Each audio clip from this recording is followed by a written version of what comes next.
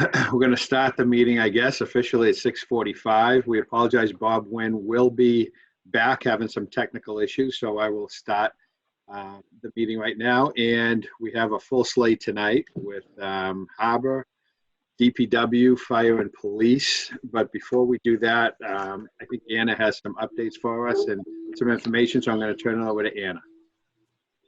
Great, thanks. Can folks hear me? Just want to make sure my sound's working. Yep. Yeah.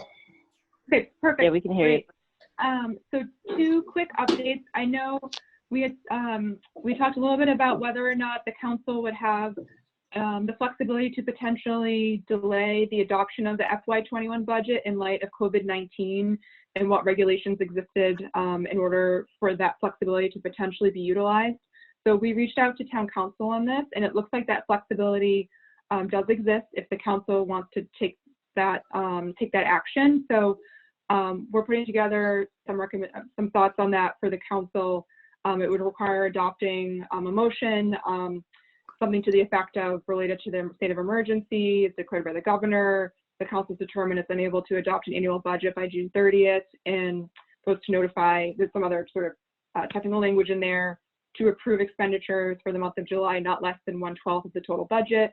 And so that basically just says that our town attorney believes that that flexibility does exist. So if there is a desire by council to take a little bit more time in light of the fact that COVID has made things more difficult, and our budget presentation was a little bit later than we normally would do it, that does exist. I would say as a recommendation, I would suggest that it not be entertained to do a 1/12 budget beyond July.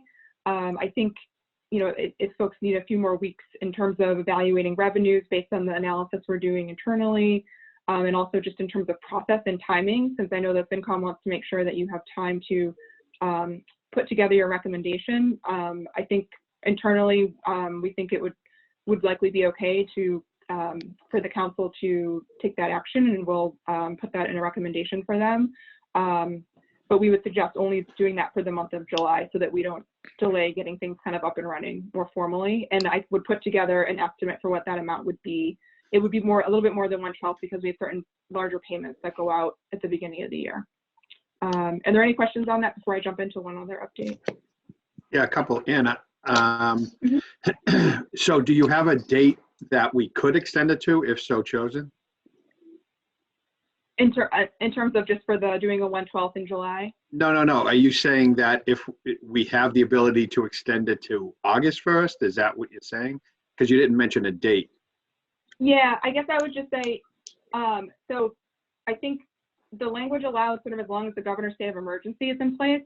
I think it's unclear how long that will necessarily be in place, but it seems as of right now, the flexibility exists to do a 1/12 for the month of July. And so I think if the council decided you wanted to take that action, to know that that exists so you could schedule everything that you wanted to get done in May and June, and then pass something either late June or early July, that would sort of supersede any 1/12 that you did. So if the budget was done July 15th, if the budget was done June 28th, you know what I mean? Like you would know that you have a little bit of time, that there'd be an appropriation in place for the essential bills to get paid in the month of July if you needed to bleed into July a little bit, or pass the charter requirement that's in mid-June. Town attorney said that that legislation would supersede that charter requirement, and so because otherwise town council would need to vote on the budget in mid-June based on a May 1st filing by the town manager. Correct. So yeah, so you'd be able to go past that. All right. Ideally, I'd like to still try to get it done on time, as we usually would do. And the other thing, if we did make a motion, would we have to make some sort of amendment to the charter? Because if we don't vote on a budget, the town manager's budget becomes law July 1st. I think the motion, if council chose to take it up, and just so that we're not recommending the council necessarily take this action, just if it wanted to, sort of what the parameters would be, that action would supersede sort of what those budget parameters are in the charter. Okay. So that motion would be what would be govern the action about the budget. All right. I mean, I think that the realization is if we did wait, it's only going to get worse. I don't think we're going to get more money than we have planned on. So if we wait, we're going to have cuts that we might not have right now. So it's definitely something to think about, but thank you for that. I don't know if anyone else has any more questions on that. Continue, please, Anna. Sure. So the other update is on water sewer. I think we had discussed earlier on in these meetings that we wanted to wait a little bit later to see if MWRA took any action for FY21 in terms of our assessment and otherwise, and also just so that we had later billings this year to see how that would bleed into next year. And so we're currently working on an analysis for billings and updates based on, we have some new numbers regarding our MWRA assessments, which have been lowered for next year, which are meaningful for those projections. So we, the town council's auditor has requested to speak with the council next Tuesday to present to them and update them on what that means for projections. So it's, we will need to revise, it looks like downward, our water sewer budget numbers for next year, which should help with any conversations about a rate, any changes to the rate. So I just wanted to let folks know that we had good news from the MWRA assessment front, which lowers that number by quite a bit. And we're just updating where we are with billing and usage. I think usage is actually up during the social distancing with most folks at home. And so we're going to sort of figure out what that means in terms of how much money we plan to have coming in on the revenue side next year and on the expenditure side, since our largest expense is the assessment, and that has gone down. Do we know if that assessment is consistent throughout all the MWRA communities? It was not. I don't have insight into what, how they determine what would be increased. I can go back, I can reach out and get some more information on that. I can certainly share with you all the updated assessments and what that meant for each community. Actually, if you, I don't know if we want to do that right now, but I can pull that That's up okay. and let you know. I can bring that with, we can provide that to council when at the next council meeting. Thank you. So at least a little bit of hopefully good news there. Nope, that's it. Just want to share that piece of hopefully good news. I'm not sure what it will mean fully for that rate conversation, but it certainly improves the outlook there. That is some good news, which any good news is good news right now. So thank you for that. So we're going to start tonight with Mr. Powers in the Harbormaster Budget. If anyone is following on, I believe it's page 129. That's on 129, yep. 129 on the budget. Larry, it's you. Okay, there's been very minor change to my budget from last year to this year. Earlier this year, I will say a month and a half, 2 months ago, I was concerned about revenues. With everything that's going on, I didn't know how many people were going to actually put their boats in the water. Excuse me, which certainly reduces the waterway fee revenue, which is a big part of our revenue, and the boat launch revenue. However, in the last week to week and a half, we've gotten a lot of applications in for waterway stickers, and I just did an analysis the other day. I don't have it with me right at the moment. Boat launch revenue is almost exactly on par with last year at the same time. So I'm very hopeful that my revenues are going to stay pretty stable from last year. And again, my budget has gone down a very minor amount, but everything else, everything in the budget is pretty much level funded from last year. I don't know if you have any direct questions about the budget or. I'll open it up for questions amongst the Finance Commission. Any questions? Hi, it's Karen.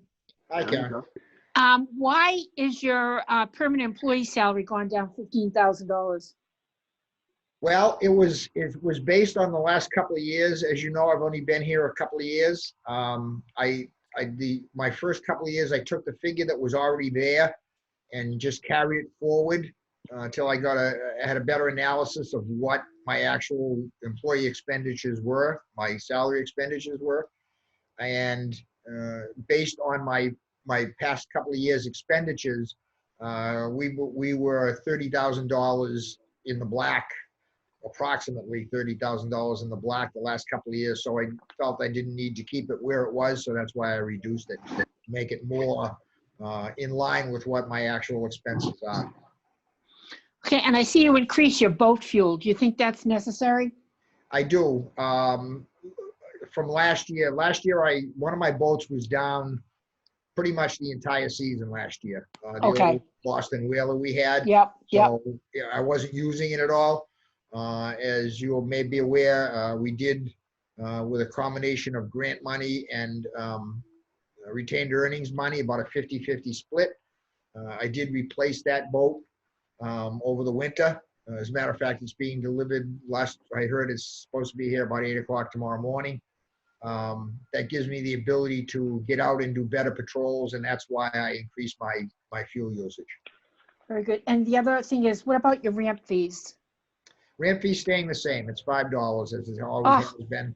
I thought about changing it, and I kicked that idea around a little bit with a few people because we do have the brand new ramp. I just felt at this time it was not appropriate to increase the fee for the ramp usage. Now, it may next year, I'll look at it again as the years go by, depending on how many years I'm actually here.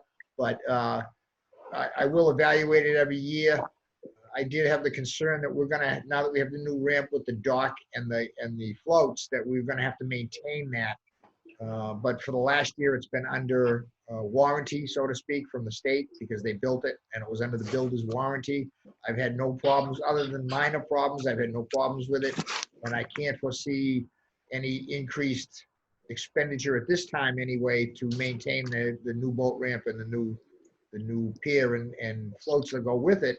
If it looks like it's going to start costing money to maintain that beyond a little bit of normal wear and tear, then at that point I would look at increasing the launch fee. Would you think about doing it like come August 1st if you thought it was appropriate? No, I wouldn't do it mid-season, Karen. I don't think it's, if something major happened, yeah, I would. I don't foresee that at all. It's extraordinarily well built, and I don't see any problems with it. So I can't see at this time anyway, I cannot see increasing the launch fee mid-season. Now, that's not to say it's not going to happen, but I don't foresee doing that, barring any unforeseen expenses. Okay, thanks, Larry. Yep. Any other questions? I have one question on the debt service, and maybe Anna can answer this too. It seems like the principal payment is going up like $5,000 and the interest on the bond is down. Is that just the way the bond is amortized, or is that, This is the last year, Jim. This is the last year. This upcoming year, fiscal 21 is the last year to pay on that Okay, bond. so it's just final payments. It's final payment on that bond. So, and actually that, I'm gonna be really happy to see that come off my books. When I first took over, it was not between interest and principal, it was $90,000 a year. Yeah. We were paying on that bond. That's a big hit in this budget. That's almost a third of the budget. So I'm going to be really happy to see that come off my budget bottom line, because we are going to have to starting a little bit this year, but more so next year, do some repairs and upgrades to the marina. A lot of the pedestals are getting old. They're 12 going on 13 years old. They take a beating in the winter. So some of those are going to have to be replaced, and those run about $1,500 a piece. And I'm going to have to do some serious work this year going into next winter and looking into getting some dredging done in the marina area, because I'm losing the whole shore side of the marina. At low tide, I can walk to the first section of the marina and just get my feet wet, not much above my knees. So we're going to have to do some dredging. That's going to take some time, and that's going to be expensive. It's going to have to be suction dredging, because the marina is the way it was designed. It's not that easy to take apart. The water lines and the power lines are all home runs from the bottom of the ramp. So it's not so easy to just go ahead and take it apart in pieces. Everything would have to be disconnected and reconnected for normal bucket dredging. So suction dredging, if we can do that, they can work around the existing marina without me having to take it apart. Dredging could be well over $1 million, depending on the area. And I've just now started looking into the cost. We do have money that was put aside a bunch of years ago, $25,000 for an engineering analysis of that. So we're going to get going on that this year. And the fortunate part is, I guess the timing is good because with that bond dropping off of my bottom line, that gives me some borrowing ability to pay off a dredging cost over a 10 or 15 or 20-year period, however it finally works out. Yeah, and the interest rates are favorable also right now. Now, if you're looking at a dredging project, is that something that you would discuss also with like the yacht club and the Elks to see if they might want to piggyback that in some way, shape, or form? I've talked to some members of the Winthrop Yacht Club regarding this. The idea we thought was very good because you get, scale, you get, what's the term they use? Prevailing wage? Well, not so much that. It's the bigger the project. A lot of the dredging cost is the mobilization of bringing all the equipment Right. over and getting that done. So you get economy of scale. When you do that, the only glitches we would have is the town, when we bid it, would have to go through the bidding process. We have to pay prevailing wage. Correct. We have to take the low bidder unless we can disqualify the low bidder. The yacht club is not restricted by any of those issues. They could probably get a better price than we could because they don't have to pay a union shop and pay prevailing wage. Not that I'm saying that's a bad thing, that's a good thing or a bad thing one way or the other, but it does complicate it a little bit in the bidding process to try to take private and public entities and bid on the same project. I'm not saying it can't be done, it just does complicate it significantly to try to do that. Right. Any other questions for Larry? Larry, you comfortable with the budget overall? I am. I'll be fine with this budget. As I said, the only thing that'll throw a hiccup in is if this trend of people actually doing what they're supposed to do and getting stickers and whatever, if that really takes a nosedive this summer, then that's going to affect my income. I'm hopeful that's not going to happen based on what I'm seeing right now, and I'm just keeping my fingers crossed that trend continues. I don't see why it shouldn't, but these days, who knows? It's really hard to project income these days with everything that's going on. I'm sure I'm not the only department having that issue. All right, thank you very much, Larry. I see Bob back up here. Bob, do you want to take over? Hey, Bob. Oh, you're muted, Bob.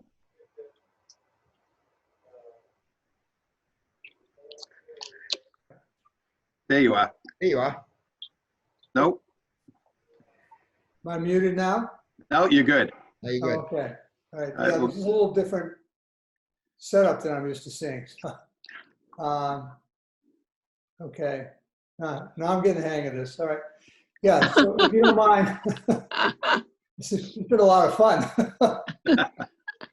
Larry, is there anything else you'd like to add? No, like I said, I think I'm going to be in very good shape as far as boats this year. The pump out boat is, I believe it's around 7 years old now. So that's in pretty good shape. We put new engines on the safe boat last year. We're using grant money. So that's in perfect shape. It's just got to come out and get cleaned and power washed. And then the new boat, I should have no issues. It's be under warranty if it is. So last year, I had a lot of expenses that I didn't expect. I had to replace 2 of the light poles down on the barge that the ferry uses. And that was about $8,000 to replace those 2 light poles. And a little bit before that, I had to replace the 200 amp service line going from the main panel on the pier down to the sub panel in the marina. And that was like another $7,000. So I had a couple of big expenses I did not expect. They came out of left field on me. Fingers crossed that I don't have any more this year. I don't foresee any. We've given the marina a pretty good look. Like I say, there's some minor issues that we have to work on. I have a broken water line I got to get fixed this week so I can get the water on the marina. Most of those kind of repairs, water line repairs, minor dock repairs, are all done in-house. So it's a matter of the cost is for the materials we need. Things like the 200 amp electric service, obviously, I had to hire an electrician for. And the light poles I had to hire an electrician for. So, no, I think the budget will work fine for me. As long as revenues hold, we're in good shape. Larry, just one quick question, and I'm sorry, I just thought of it. All right. Are you anticipating any expenses due to the COVID? Any extraordinary expenses Not that at might this- occur? Not at this, I mean, really close contact, most of the time we have is with, when we do pump outs for other boats. They normally wear gloves anyway because of the nature of that kind of work. You want to wear gloves. I've gotten some masks through the town and going to be getting more. I talked to Chief Delahanty about it already. I'm drafting right now a procedure for my people that when they go to do a pump out, the person who owns the boat is going to need to have a mask on. And if they don't have a mask on, then they're going to have to reschedule it because we do it on a scheduled basis or on an appointment basis. So I don't foresee any, at this point, I don't foresee any major expenses. I can see maybe my postage costs going up a little bit because we're doing everything by mail, which has been kind of a joy too. We were never set up to do everything by mail, but we're working through it. We've worked out some of the kinks in it, so it seems to be going a lot smoother. Who knows, but I don't foresee any. There's nothing that I can imagine would cost based on for COVID. Thank you. Actually, my expenses for the current fiscal year, my employee expenses will be down a little bit because I'm not bringing, normally we bring all our people on as of May 1st because that's when the marina opens. We did open the marina May 1st, but I'm not bringing my shift staffing on until this coming Saturday, the 16th. So I have 2 weeks of payroll that is reduced relatively significantly that I normally have. So if anything, this year, I'm going to have maybe a little bit less expense. Larry, it's Karen again. Yep. As the harbor master, how do you see the ferry this year? How do I see the ferry? Yeah, I don't have much to do with the ferry at all. I want to make that clear. I understand that. Yeah, all I do is maintain the facility that the ferry docks at. I would imagine they are starting, I'm hearing they're starting to run ferries. The South Shore ferries are getting ready to start if they haven't started already. I know they do have requirements that everybody wear a mask while they're on board, some sort of face covering while they're on board the ferry. Our ferry would be difficult to maintain social distancing beyond probably, as a guess, 10, 15 or 16 passengers. You get much beyond that, you cannot, I don't see how you maintain social distancing. I'm assuming that people in charge of the ferry are working on all those issues. I haven't heard from them one way or another. I know it had a lot of work done on it over the winter up in Gloucester. Went up to the boatyard in Gloucester and was hauled out of the water and had a bunch of work done to it that it needed to have done. That it has passed the latest Coast Guard inspection, last I heard. So it's ready to go. I would guess that those at Town Hall who are in charge of the ferry are working through the issues of distancing and those kind of things. Like I say, I don't have a lot to do with the ferry other than maintaining the facility it docks at. Thanks. Okay, Larry, thank you very much for your time and the information. And we will head over now to Steve Callett and talk about the DPW. You all have a good night. You Good too. night. Bye now. Thank you, Larry. Thanks. You're on. Okay, Steve, are you Thank there? you. Good evening, everybody.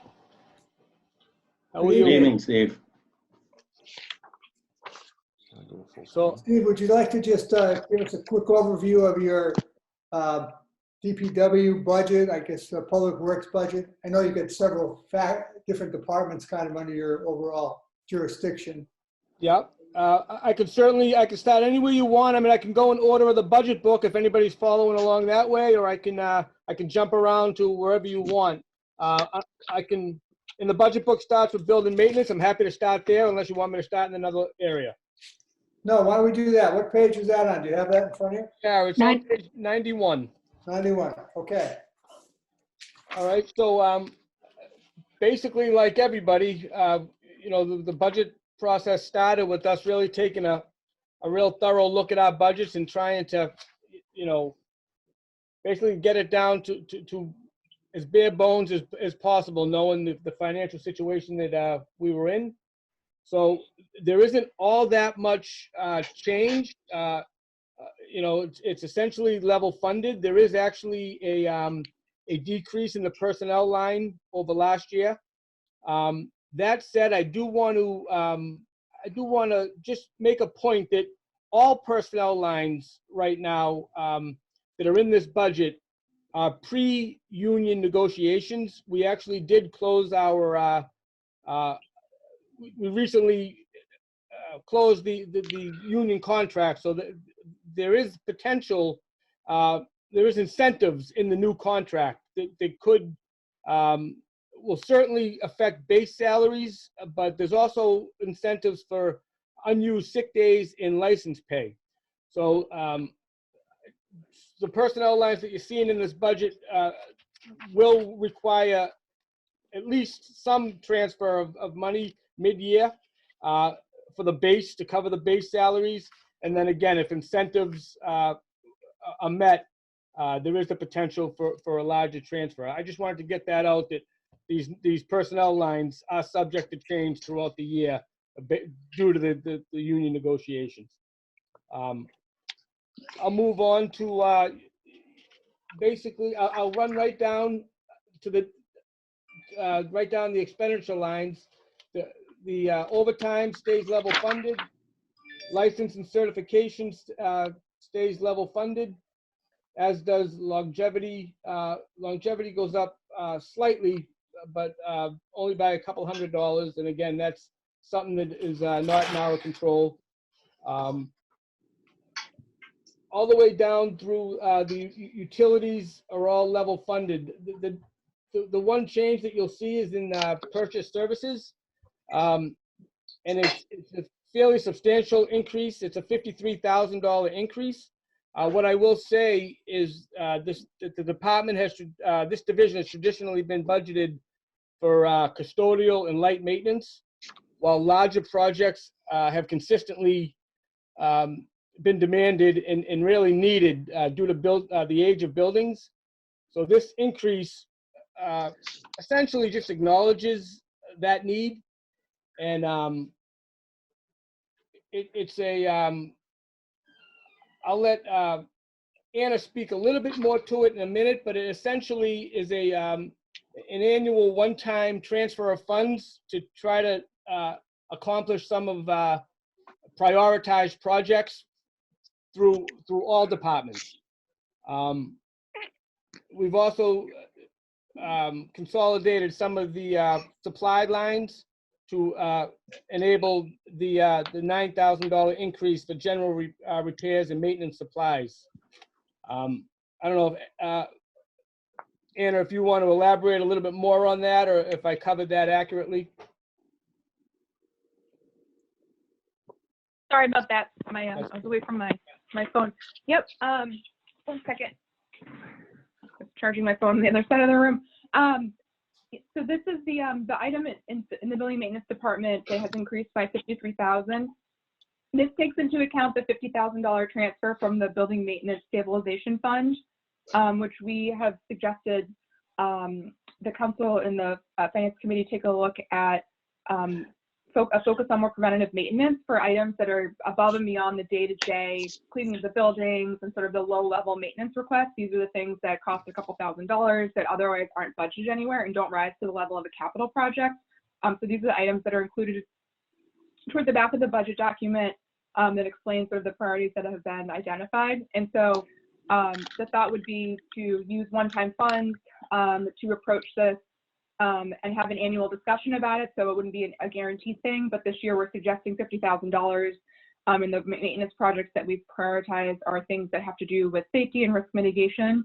And so this is sort of representative of the fact that what Steve was just talking about, that we don't have that budgeted anywhere else right now. And so what we've had to do in the past is when issues come up in the middle of the year, we've had to go to town council for those. And so we're trying to be more proactive on those. And then additionally on the other lines that Steve mentioned, that's as a result of consolidating and taking funds away from other departments. Not that they weren't using those wisely, but that we thought with bulk purchasing and more strategic management, having all those funds reside at building maintenance, that would provide for more efficient sort of purchasing of supplies and scheduling of maintenance projects, et cetera. Thank you, Anna.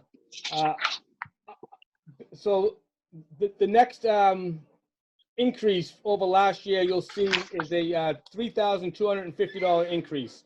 I don't know if all of you are aware, but we incorporated a new work order request system down at the DPW called C-Click-Fix. It's an annual software cost, licensing and software cost of $13,000. So we've dispersed that through the departments, and building maintenance share is the $3,250. And other than that, again, in building maintenance, everything is level funded from last year. So essentially, you're seeing a 4% increase over last year's numbers, but salaries are down, and it's just really due to the kind of a reuse of money to be able to accomplish some of these larger scale projects that just weren't budgeted in the traditional custodial and light maintenance budgets that the department has historically had year to year. If you have any questions on building maintenance, or I'll move on to the DPW budget. Yeah, this is Jan. I have a question, Steve. Sure.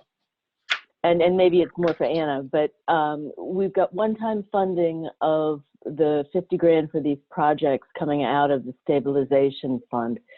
So is the assumption that this would be a periodic one-time transfer, or would we be looking for new sources of funding next year to keep up some level? And if so, are we projecting it to be 50,000 every year, or some lesser amount? Steve, do you want me to take that one? You certainly can. I mean, I guess it's this first year is gonna really tell the story as if it totally accomplishes everything we need to do. I suppose we could look back and look at the transfers for all these special projects and kind of how we funded it through the years. $50,000 doesn't go that far in the needs of of all these aged town buildings. So I think it's something that's going to have to definitely be looked at again next year to see if $50,000 is adequate, or really, and of course, it's financial restraints are going to kind of dictate what is going to be available. But I guess I can't say for certainty that $50,000 is gonna keep up with the needs of these aging buildings. So right now it's a catch-up. And just to add to what Steve said, so the building maintenance stabilization fund is required under the free cash policy that the council adopted a while back to have a rolling balance each year of $300,000. So there are already sort of funds that are set aside that have sort of just been kind of sitting there during the year that are only accessed when we're sort of like catching up because the project has come up that we can no longer sort of put off, that has kind of reached a breaking point and we have to go to town council for that. And so as long as those funds are consistently being replenished from free cash to be at $300,000, I would say that would be a comfort level then to appropriate whatever sort of would be needed within reason annually. So sometimes these things pop up during the year, and I agree with Steve that we wouldn't necessarily need $50,000 every year. There may be one year where 75 is needed, one year where 20 is needed, but I would say that 50 might be a somewhat appropriate benchmark to just have in mind, to think that each year we, out of that building maintenance stabilization fund, $50,000 or some amount around that would go to sort of the kind of more urgent sort of building projects, so that we don't have something more expensive down the line, a pipe burst or something else like that, because we weren't kind of fixing that one section that needed to be fixed that cost $10,000 or something. I'm just making something up, but that's where sort of that basis for that comes from. Yeah, no, that makes sense. Thank you. I do have a concern with this, and kind of like with what Steve said, that $50,000 doesn't go very far. And in a lot of ways, it seems to me that this is, could end up being just expenses and repairs that should be made out of an operating budget and not out of a stabilization account. Obviously, as far as replenishing the building maintenance as well as all the stabilization accounts, Kind of depends on free cash, and who knows how much free cash we're going to have next year, if any. Well, as far as fiscal 21 anyway. But, you know, my concern is that if we have an issue or a major, you could always come, that's what the money's there for, to come to us with that, to have it taken out at the beginning of the year, and not a lot of direction with it. It could not through anybody's fault, but it could end up being used where it isn't a big amount of money for a lot of stuff that should be done operationally through the operation budget. But so I do have concerns with taking any money out of stabilization without, you know, basically without a work order. But anyway, If I could just add one thing. yeah, sure, Steve. What was happening with the other budgets, and I'm sitting next to the police chief, so I'll use him as an example. No other budgets are really getting maintenance costs built into their budgets. And what was happening is anything that needed to get done in a building, it just was assumed that it was going to come out of DPW building maintenance budget. But historically, that budget's just been a cleaning and light maintenance budget. I mean, it's really, really thin.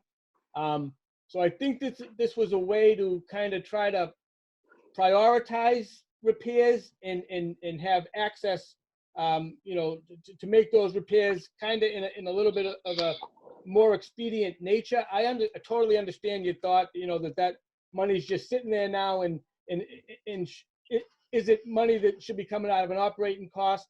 And the answer is it may be, but there's no funding established in those departments for that expense. I couldn't agree with you more, Steve. I definitely think, and it comes down to funding, I guess, and we'll agree, if we don't have, you know, if we had an ample budget, I guess you would build in, you know, like the schools have an extraordinary maintenance line, you'd have an extraordinary maintenance line in each Right. budget. We actually talked about that. We were thinking about setting up some sort of a reserve line in each budget, you know, that you would, I would have to go to Anna or whatever. I still have to, I don't think, Anna, and correct me if I'm wrong, that this is it's available to me to use. No. So when so what we would do actually as part of this budget process is we would draft the motion for town council. Town council would have to approve that transfer, and the language of that transfer would specify the exact projects that are being proposed in the budget. And so when town council is approving that transfer, they're allocating those funds specifically for those maintenance projects. And so if for whatever reason any of those maintenance projects didn't occur, that funding would come back to free cash at the end of the year. It wouldn't be spent on something else. It would be restricted. It would be restricted for those specific projects only. So it's basically the same policy we have now, except you're pre-disposing of the income. Yeah, we're just, instead of doing sort of like, it's just trying to do it, it's trying to focus departments and just sort of streamline our process so that it's a more preventative process, so that you know, building maintenance and others can sort of plan ahead to know this year, here are the 4 big projects we're doing, sort of line those resources up. Here's what we prioritize. And then we don't want to appropriate all of the money that's available, because say something happens in the middle of the year and we have to address it. And of course, we don't want to drain all of our reserves. And so the goal is, instead of sort of like 5 separate motions scattered throughout the year, a lot of these projects come to light when we ask departments for their capital requests every year, but these aren't capital items. They don't rise to the level of capital definition. And so instead of doing that, it's sort of a sub-capital process. It's a priority maintenance process, since we don't have that extraordinary maintenance line, sort of leveraging the building stabilization fund in that way for right now, since we don't have the operating funds to make it an ongoing sort of reserve that is off to the side. Okay. Any other questions on this? All right, not Steve, would you want to go to your next budget? Absolutely. So I'm going to go to page 95 in the budget book. It's the DPW budget, the highway budget. I know the host can tell, because the other night. So this budget also shows a decrease in the permanent employee line. Basically, we had a big turnover of employees in the last several years, and rehiring at a lower rate is good financially for savings, but as Chief Flanagan and probably Chief Delahanty, you lose the institutional knowledge. So we're retraining, and there's a lot of work to it. There is a monetary savings on the salary line, but there is an increased need on the license and certification and training lines. So you will see an increase on the a $2,500 increase for license and certification. That's for new employees, but also the more seasoned employees. The training protocols for all licenses are getting more stringent. HEO, which is the heavy equipment operator's license, in the past, up until a couple of years ago, once you had that license, all you had to do was go online every year and recertify and give the state some money and recertify your license. Now, and it's a good thing, they require training contact hours, which is it's a great procedure to make sure that everybody is capable of being in the equipment that we're asking them to operate, but it does come at a cost to the department. There is an increase. Again, this budget is essentially level funded. It shows a 5.95% increase. That is several things that really make that up. The $40,000 haul out fee for the transfer station.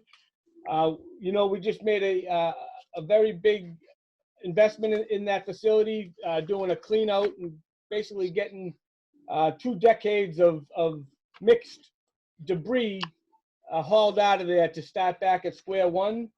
I don't know if any of you have been up there, but it's much more organized, and this $40,000 will allow us to basically operate it as a transfer station where we take in annual yard waste and we haul it out at the end of the year or several times during the year, so that we start the next season at an empty facility. It was costing, when we tried to run this facility as a compost over the years past, it was costing well over $150,000 a year to do that. It was a commitment of manpower, a commitment of equipment, which we just the town just couldn't sustain that investment, and we just didn't have the resources to keep people up there full time, which is really what a compost facility demands. So the $40,000 is an increase over last year's budget, although last year we invested $175,000 to get it back to where we are today. But if you look at it in the terms of what the town was spending over the years, over the 2 decades of use there, it's a drastic savings. Like I said, about $150,000 investment annually, which we couldn't even keep up. The footprint of the facility wasn't big enough for us to really do what we needed to do up there. We were taking in 2,500 cubic yards of waste annually, which is about the average still today. And we were only able to really break down and reuse in the course of a year about 200 to 300 cubic yards. So each year it was just building up on itself until eventually it just became a mixed pile of debris. And that's when, back in 2015, we decided to basically just convert it to a transfer station. And with the plan that we would do $150,000 over 2 years to bring it down to the point where we could start reusing the facility back as a transfer station. It was funded the first year of $150,000, and then it went 2 years without funding being allocated to it. So we got back to a point where, we had to spend $175,000 last year to really get it back down to where we are today. And the $40,000 should really work going forward if the quantities remain at that 2,500 cubic yards per year. Long story, but I figured I'd give a little bit of a background as to why that new expense is there in this budget. We also added $10,000 to the repair maintenance lines, and that's just cost of materials going up. And also you'll see the $3,250, which is the department's portion of the C-Click Fix allocation. We did decrease $7,500 off electricity. It's always a little nerve-wracking to reduce utility expenses just because it's such an uncertainty. But we did see a downward trend, or at least a little bit of a surplus in this budget, where it looks like we should be safe to be able to reduce $7,500 out of the electricity line on this budget. So with that, I'll open it up to questions on the highway budget. Any questions from the members? I got a quick question. Steve, how you doing? Very good. Steve, you were talking about reduced costs of energy. Is the drop in fuel going to help you out at all? Maybe save some money, especially with the new fleet of trucks we have. They're probably more fuel efficient. Is that going to be any help for your budget? Well, the fuel line is a shared expense. It's not paid for by DPW. Every town department, I order and manage the fuel for the town. We have this fueling station in the DPW rear yard, but it fuels police, fire, DPW, and schools and every other vehicle in town. Will the more efficient vehicles reduce fuel costs? I certainly hope that they would. I don't know, how big of a savings we'll see, but we'll certainly monitor it this year over last year. And this time next year, I should be able to tell you, we should be able to identify either a savings, a break even, or where we are. Steve, it's Karen Chavez. Karen? Hi, how are you? Actually, how many new vehicles do you have this year? So we were able to get 20 new pieces of equipment. That doesn't necessarily mean 20 new vehicles, but we got 6 new pickup trucks. We got 2 new small dumps. We got 3 new large 6-wheel dumps, 2 of them with spreaders, with salter inserts. We got a new bucket truck coming, a new chipper, a new ride-on lawnmower. We also got a new surf rake, and those are the items essentially that came with the grant that we got mid-year. Yeah. We're also still waiting on trucks from our previous capital plan. We're waiting on one more large dump, which is in that 3 dump trucks that I just spoke about. 2 of them came from the most recent grant, and 1 of them was already in the capital plan. We also received a loader and a new backhoe in the previous capital plan. So we certainly, I'm very, very grateful. We certainly needed this. It replaced upwards of 25-year-old vehicles in some cases. And these vehicles that were 25 years old were vehicles that we were asking people to get in the worst of weather. So it's a huge boost to the department. It's certainly a motivational. I'm not using the right word, but it was it's nice to boost morale. Boost morale. That morale is the word I'm looking for. And it's hard to get in a 24-hour snowstorm in a 20-year-old truck, and with things just breaking left and right. So I'd be amiss to say that we still don't have some trucks that still need to be replaced, but this was a huge, huge, huge help to the department. I mean, you've probably all heard me for the 13 years I've been here advocating for new vehicles. So it's certainly going to help us out, both safety and getting things done that we need to get done. And where is the trash in here? The trash is actually was moved out of the DPW, but you're talking about the solid waste collection contract? Yeah. That was moved out of the highway budget last year And it's now in a, I'm assuming Anna sees it at a shared expense line. Is that accurate, Anna? Yes. Yeah, it's in Okay. the share, yep, the FY19 budget shifted it to shared expense, and Steve and I have actually been talking about shifting it back over to him, but we were thinking about waiting on that until the new contract is finalized, which I understand should be FY22. Oh, so we're still going to keep the same contract. Do we get an extension? Is that what happened? We have Yeah, to, we're we're trying still trying to work out a 1-year extension. Oh, okay. Thanks, Steve. You're welcome. Steve, how Yes. you doing? So 2 questions, maybe one, well, we just talked about all the new equipment, which is fantastic. And I know you talked about maintenance a little earlier, but you would think that with all the new pieces of equipment we're getting, we would try to decrease the vehicle maintenance line instead of increasing it by, 30%. I understand, and that, on first look, Jim, that's deceiving a little bit. New vehicles come, we don't want to get in a situation where we're not properly maintaining these vehicles.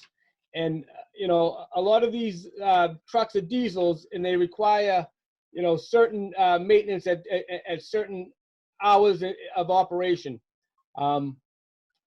And remember, half of our fleet is still 15 years old. So we didn't replace everything. We have 39 pieces of equipment, 39 vehicles, registered vehicles at the department. We replaced about 12 of those 39 with about 8 pieces of additional equipment. So we didn't replace the fleet. We replaced a portion of it, and it's a huge step in the right direction, but we still have many vehicles that are, 10 years plus. No, I totally understand, and maybe it was underfunded in years past, but it's just hard to see, a 30% increase in a line when we bought 25% new vehicles. And the other question I had, and maybe Can I just Anna say could- one thing before? Yeah, sure. So that $10,000 increase for maintenance is to maintain $1.5 million worth of equipment, if you put it in that perspective. No, I know. I'm saying, you would think if you were at home and bought a new car, you're going to have less work on the car than you had on your used car, like a 10-year-old car or a 5-year-old car. I understand. I just wanted to explain just the cost of things, and Right. making sure that things are maintained properly. And on the stipend line, now, I know they're probably different stipends than other stipends, but I thought the town was going towards eliminating stipends. Are these different type of stipends? This is a storm stipend. So all management is required to work snowstorms, and we don't get paid by the hour. It's it's so $6,000 stipend for a highway superintendent is his work, all through the winter or any other, if it's a hurricane or whatever the case may be, they're required to be in, but so that stipend helps, offset some of the working for free. I mean, I need all my managers. I put them in plow trucks too, Jim. I don't have enough bodies to man all my plow routes. So, management working through the night when everybody else is on overtime, they get $6,000, which really could be used up in 2 or 3 storms, depending on the duration of these storms. So, Okay, now, I don't necessarily have an issue with the amount or where the money goes. I thought we were just rolling it into salaries or what. I mean, Anna, do you have any thoughts on that? Yeah, sorry. So the reason we didn't change these yet is because they're a little bit more fluid than others that exist. I think it's still an open, I think there are still some areas where we are thinking strategically about sort of how stipends are utilized, but we didn't choose to change this right now just because of the way that sort of Steve just described in terms of how he's managing his team on this. And so we are looking to move away from stipends, but because the way that sort of structured, we haven't sort of changed anything there and kept it the way that it is, just in the way that Steve needs to kind of leverage those stipends with his team. based on based on the explanation that he just walked everyone through. The But other it's a- thing I'll add to that is, and Andy, you can correct me again if I'm wrong on this, but stipends, I don't think that they count on the pension side of things, so it actually might be a No. more financially beneficial way to go for the town. Yeah. You know. Yeah, I think in a couple of places, it seems like it may make sense to keep it. The ones where we moved the stipends in, it was sort of the underlying responsibility for which the person was receiving the stipend made sense for that job just to be part of their underlying job description. I think Steve's team is managed a little bit more fluidly based on the personnel that he has and who he's able to kind of allocate to what responsibility. And so we weren't necessarily tying that in sort of into someone's base pay with Steve's team at this point. All right. Why don't we move on then, Steve? Just quickly, before we go to cemetery, just a quick question on the snow and ice. The figure was what, 135,000. We had a mild winter this past year. How did 135 sufficient? Did you spend most, part, all? No, we spent over it. So supplies, even on a mild winter, what appears to be a mild winter, there was still a substantial amount of salting events. And salting events can actually be more expensive than a snowstorm. It takes 100 tons of salt to go around the town one time. And at $45 a ton, that's $4,500 every time we salt. And you may not even see us out there salting, but you know, when you get up to go to work the next day, and it's got to be safe and you know, being able to, you know, navigate. So we spent $187,000 on supplies and $33,000 on manpower. Now that's substantially down from fiscal 18 and 19, where you were north of $400,000. So I'm always each year I try to boost this snow and ice budget up, and it's, again, we don't budget for personnel, we only budget for supplies. And I'm always trying to get it, you know, more to an actual number. And now I know that, you know, financially, there's reasons why we don't budget that way. It gives us a little bit more flexibility. It's one budget that we can kind of pay off with free cash at the end of the year. But just at the beginning of any winter, we have to prepare for the winter. We have to get the trucks ready to go. We gotta stock the salt shed. I mean, by the end of October, I've typically spent about $75,000 to $80,000 on just getting ready for a winter. And if I'm not ready for the winter, and we say, oh, well, it might be a mild winter, I'm not doing my job. I'm not ready to respond in the event. So it's a very tricky, line to walk. You know, you got to be ready at all times. And so a lot of people think that you don't spend a dime until the first snow falls, and it's just not the case, you know? Okay, thank you for that information. Anybody else have a question on the snow and ice? Okay, we'll move on to the cemetery then. So cemetery, much like the theme, didn't really change all that much. It's primarily level funded. There are a small increase on the personnel line just for the obligation of the step raises and the adjustments to, you know, as needed for the personnel line in the union contract. There was also that $3,250 increase for the share of the C-Click Fix annual software license. Other than that, all items in the cemetery budget remain level funded. It's a very, we have 4 cemeteries in town, and it probably, you know, could use some more supply money. The highway budget supplements it each year. It's just the way it is. If you look at the cemetery budget from year to year, we basically deplete our supply lines in December, you know, mid-year each year, and the highway budget has to supplement. So That's where that is. Okay. Anybody have any questions on the cemetery budget? I have one really ridiculous question. It has nothing to do with the budget, but it does have to do with the cemeteries. Quick question, Steve, can you tell me in the cemetery where Azalea Path is? Yeah, Azalea Path is in the Belle Isle section. Okay. 'Cause I know there's a teacher's book club going around, and they're talking about Sylvia Plath, who I guess was a poet long past, and used to spend her summers in Winthrop, and I think her father is buried on Azalea Path and just didn't know where it was. Yeah, I can certainly, if you give them my email, Jim, I'm happy to walk them out to where it is. Awesome, thank you. And just a quick question on See-Click Fix. Do you see, how much data do we have to see how it's working out beneficially? Yeah, I mean, it's, we've closed a lot of work orders. We've gotten a lot of work orders. This year alone, since we implemented the See-Click Fix, I don't have the data in front of me, Jim, but the last time I looked, which was several months ago, we were well over 3,000 work orders completed.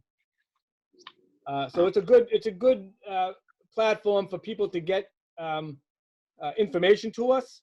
I think it's working out really, really well. There is reporting that we have the ability to generate reports where previously it was all spreadsheets and it was a lot more difficult to do that type of stuff. So I think the investment is well worth it.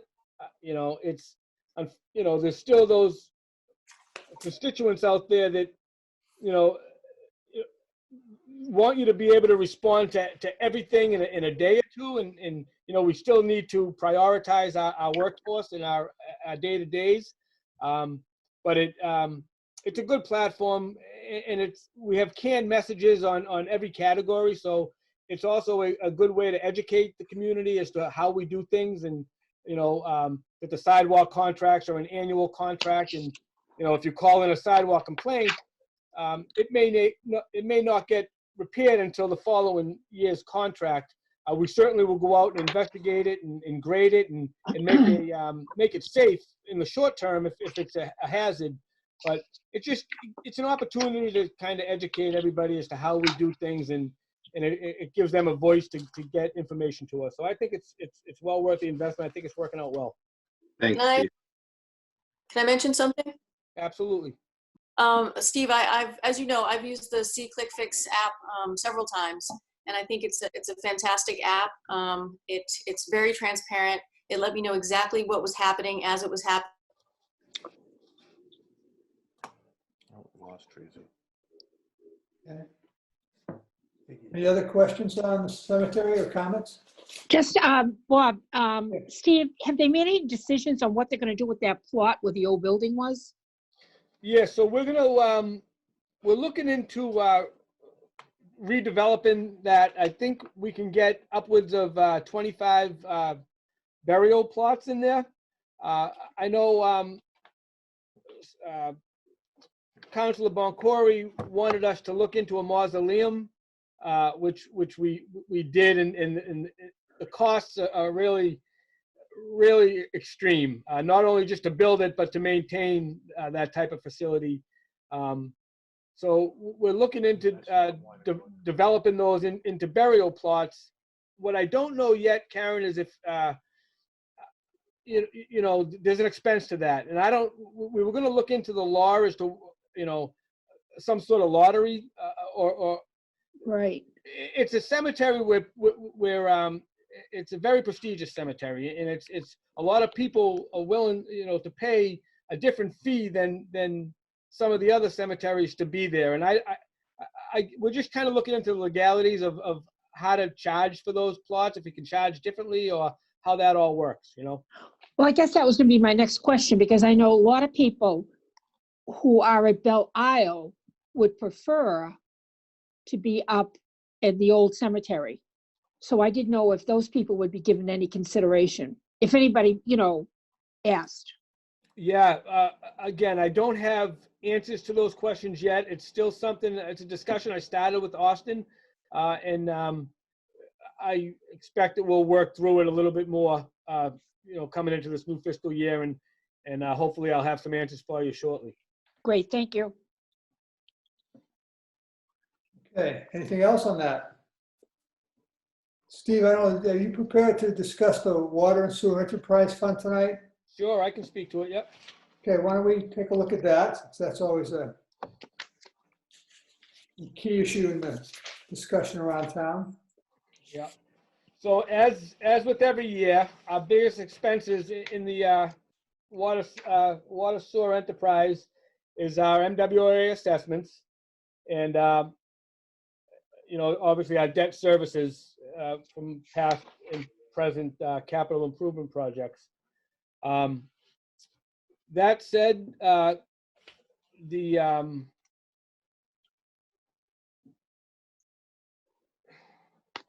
sorry. I'm going back to my paper. It's easier for me to look at the paper than up at the screen. It's a little bit small for me. Give me one moment to just get to the right. The enterprise fund is on page 137 for anybody that wants to look in the budget book.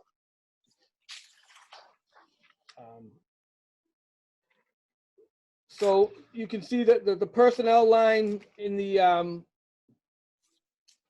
on the sewer side is up about $20,000 from last year's budget. Again, I want to just remind everybody that these numbers are pre-union negotiations, so there is the potential for a transfer of funds at some point in the fiscal year to accommodate those. And then in the water side, the personnel line is actually is up as well, a little bit less, about just under $20,000 from last year. We had to make an increase on our consulting line of $15,000 to bring it from $85,000 to $1,000. I'm sorry, to $100,000. What that expenditure line does is it's our NPDES permitting, which is our National Pollution Discharge Elimination System permit. It's for our stormwater discharge. We have 80 outfalls townwide that DEP has really gotten stringent on the permitting and what's required to maintain the permit annually. We've actually considering establishing a third enterprise fund strictly for stormwater. Right now, we've got the stormwater built into the sewer enterprise part of the fund. But as these, the DEP's unfunded mandates increase year to year, we may have to consider some sort of enterprise fund for stormwater to keep up over the next 5 to 10 years. I increased the reserve line from 80,000 to 100,000. We increased it 20,000. Again, that reserve line is for both water and sewer. It's a combined fund now. So, we had to use this reserve fund this year for some this fiscal year for some emergency store work that was just outside of the operating budget. So it's a reserve that we rely on heavily to have there. We still have an aged infrastructure. We've done a lot of work in the 13 years that I've been here. We've made many improvements on both the water and sewer sides. But there is 46 miles of buried water main, and there's 35 miles of buried sewer, and 6 automated sewer stations tied to the sewer system. So there's a lot of infrastructure, under the umbrella of the water and sewer enterprise. So this reserve fund is really a valued fund that we rely on. And honestly, it should be a lot more than $100,000. It should probably be at least 10% of the operating of the operating budget, you know, to have in a reserve, but we're just not there. There will be, the assessments, you know, go up year to year, and they've gone up again this year. Not as high as our preliminary numbers were, but still an increase. So we will be talking at some point about a rate increase. I know that makes everybody cringe, but really, there isn't really a municipality out there that doesn't make an adjustment to their water and sewer rates annually. We've skipped that on many years. You know, over the last 20 years, certainly over the 13 years that I've been doing this, there's been 2, 3, 4 years that, you know, straight that we didn't make rate adjustments. So that is something that we will inevitably be talking about, I'm sure, this fiscal year to cover the increases in, you know, in the assessments and you know, as new debt services come on the books. There's also the C-Click Fix contributions, 1625 from both sides of the enterprise fund, the water and sewer. And that's the biggest changes in the funds. Other than that, it's like the rest of the funds is a level funded budget. On the water increases, I think, Anna, can you talk about that a little bit? Now, it seems like I thought we did get some adjustments in the assessments. Is that correct, Anna? I think down to 1%. You're muted. Can you all hear me? Oh, I'm sorry. Yes. Okay, perfect. So we did get some adjustments. However, it's not, there's still an increase overall to the assessments. And so that it may not fully negate the conversation about necessitating a rate increase. And I think we are hoping to have a more robust discussion with town council next Tuesday once our projections are fully updated based on how we're doing this year with billings and collections. And then based on the new assessment, how this year sort of trends into next year and how that new assessment, which is less by, let me just check, I have the back of the envelope on that somewhere that I just did.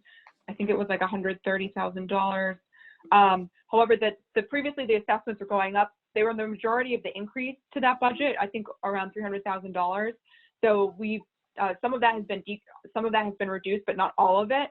So we just need to sort of add up everything and sort of see where that leaves us. And I think we want to be able to have that conversation a little bit more fully next Tuesday to sort of understand what the repercussions of any decisions about not doing a rate adjustment, what that would look like right now. So the MWRA assessment shows an increase of $233,904. Are you saying that that's now closer to 100,000 increase? Yeah, hold on one second. Let me just pull this up.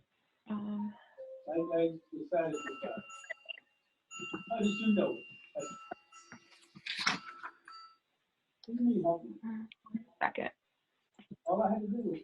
So my quick math on this was that our previous, I don't have the variance, but my previous total for water and sewer assessments for FY21 were $5,837,029. Sorry, $5,837,029. The Correct. updated assessments total are $5,673,328 with a total variance of It's about 163,000, and you're showing an Yeah. increase of 233. So it's really an increase of about 70,000. Yeah, I think so. So if you look, let me pull up the sheet from MWRA. So I think the sheet, the difference is 233,904. So if you take off 170-ish, you're looking at like 63,000 and change. So our assessment, so for water, our assessment is still increasing by 6%, but our sewer assessment is decreasing by 0.1%. So overall, it's still going to result in an increase to the assessment, but not nearly as much as what it had been prior to the MWRA going back to the table on that and doing some relief for the community. Thank you. Good. It's good news. Anybody else have any comments or questions on water sewer? Okay. Steve, I thank you for your time, You're very welcome. Thank you for having me. and we'll now move on to either the police or fire. I don't know if there's a preference between the police chief and the fire chief, but you can go in either direction. Might as well get the big budget out of the way first. Okay? That means you're going?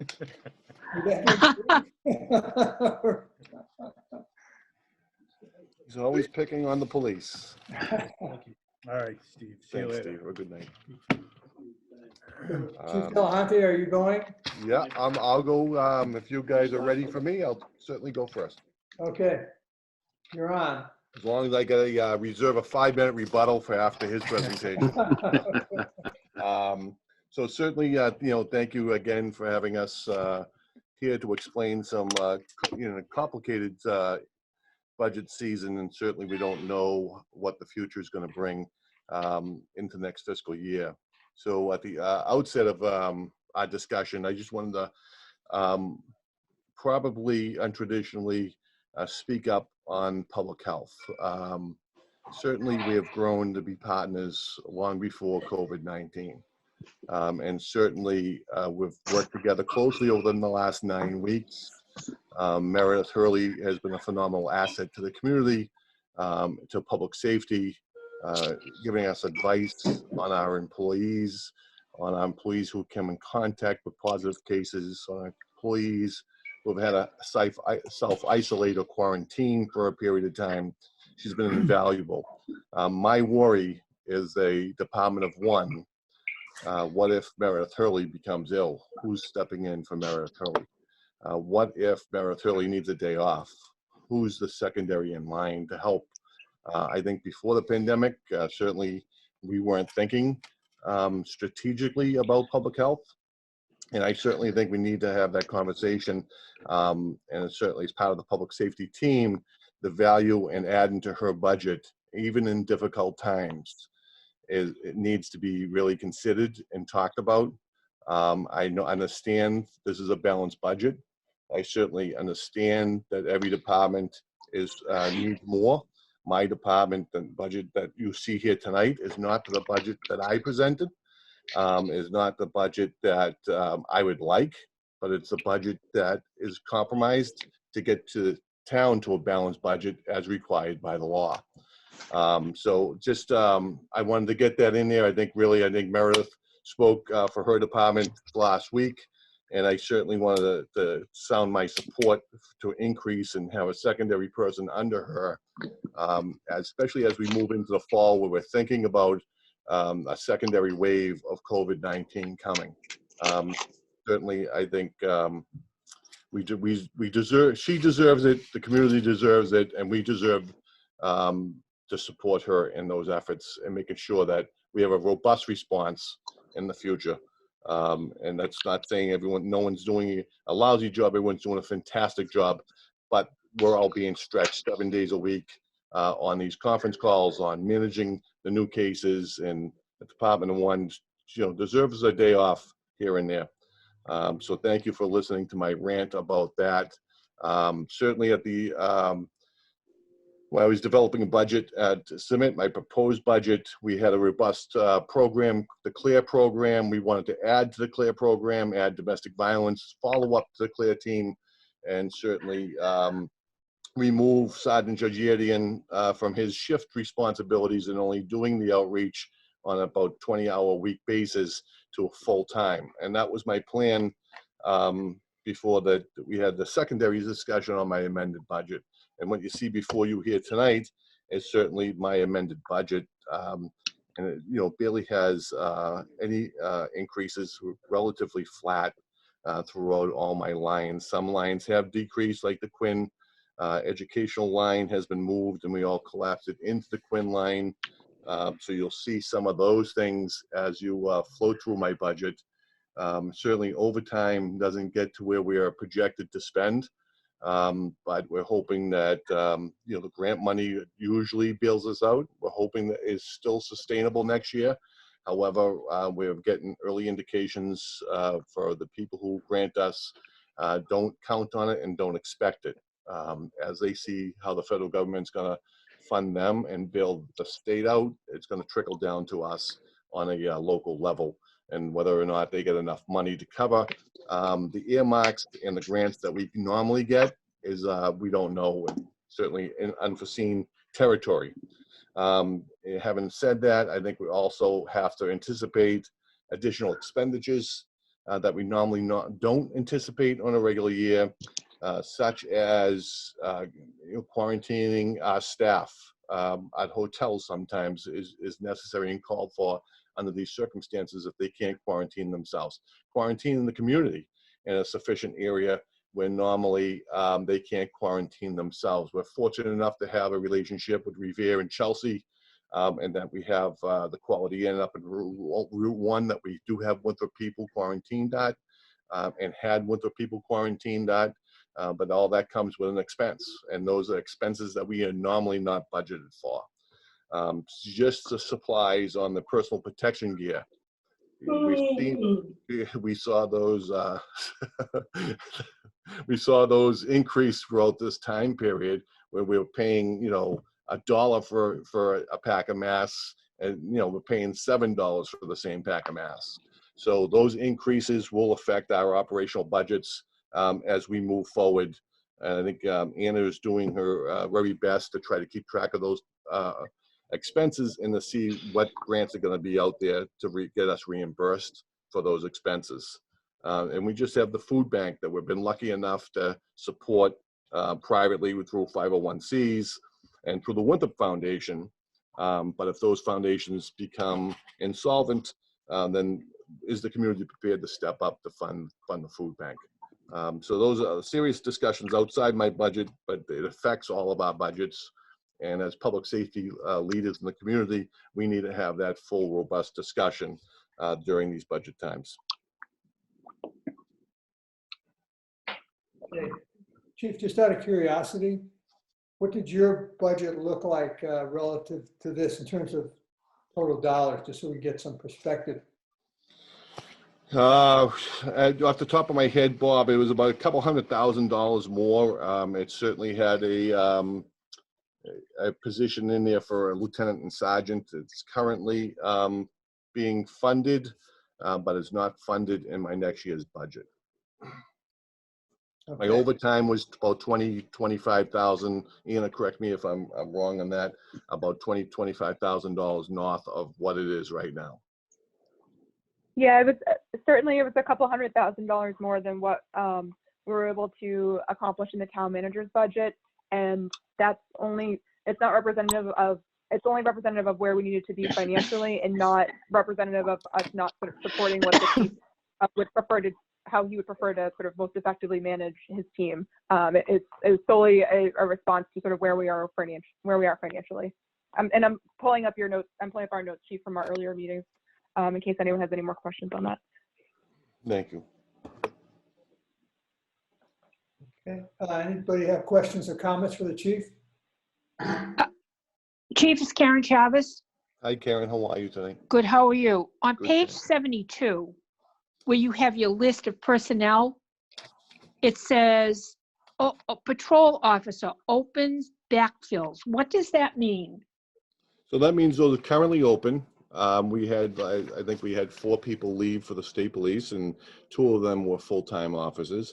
So those are currently being backfilled by reserve officers, but they will have to be filled according to the contract as soon as practical. So we'll be moving to fill. I think I have 5 of those positions open currently, either for transfers to Lynn or the state police or someplace else that people have gone to. So those are just 5 funded positions that you will fill when it's appropriate. And currently being worked by reserves. So Right. reserves do cost us less. They don't get the full benefit package of a full-timer, but we do have to fill them by contract as soon as practical. Now, you mentioned in the budget that you presented, you had another lieutenant and another sergeant. So that's above and beyond the 3 and the 7? No, that's included the 3 and the 7. Oh, okay. All right. Okay, Yep. Thank you. no problem. Anybody else have any comments, questions for the chief?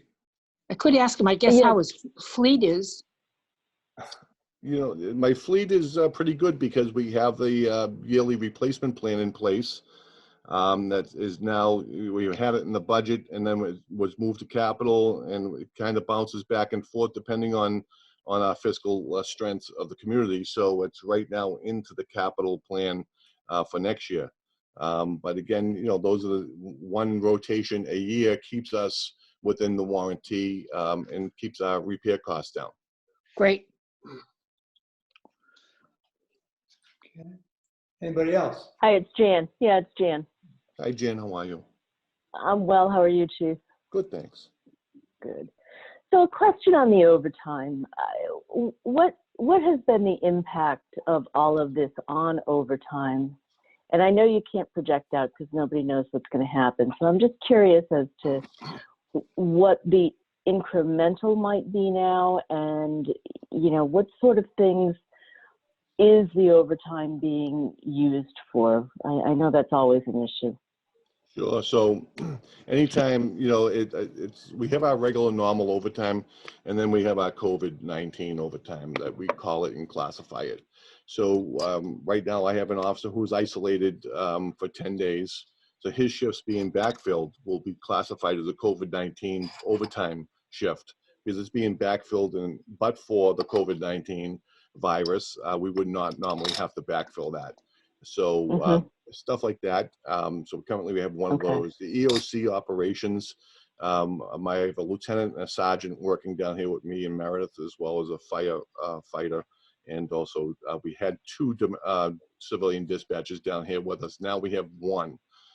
So those sergeant and lieutenant gets 4 hours on Friday because they're technically supposed to be off when they're working administrative schedule at noontime on Friday. We're open until 4.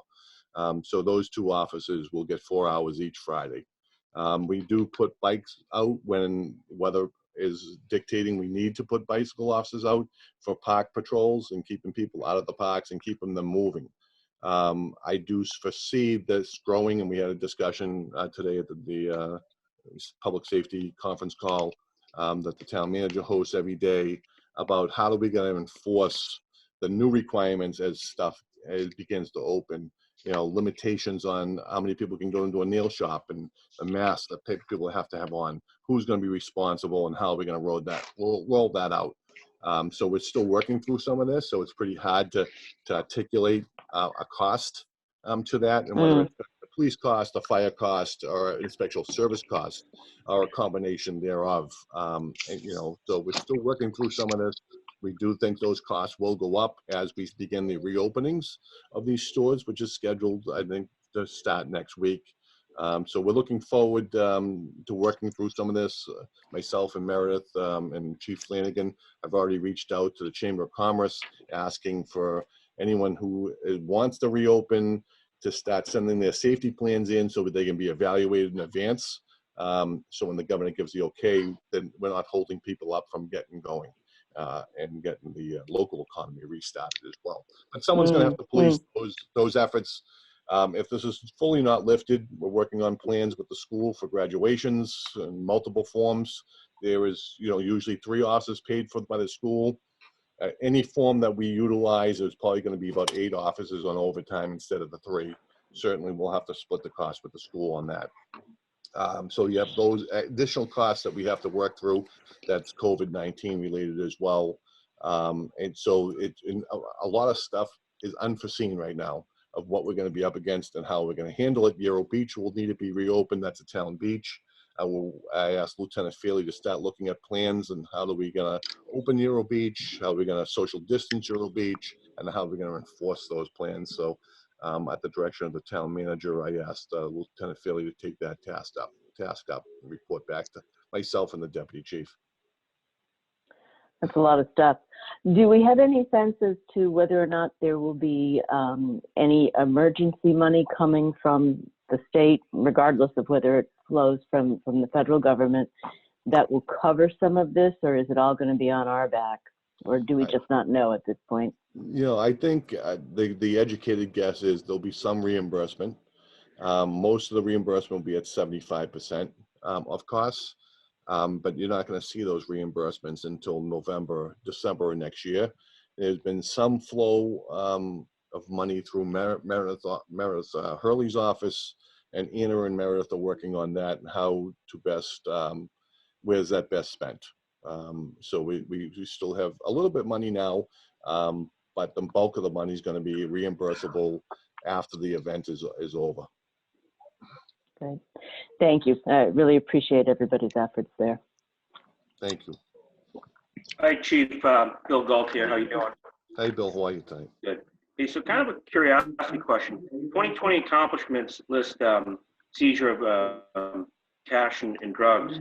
Does the town or department get to keep any of that cash, and how much was seized? So in 2020, I think we had about $1 million in seizure money. We don't keep it all. So the task force that operated that seizure, every department involved in the task force gets to split 50% of the seizure. The DA's office gets the other 50% of the seizure.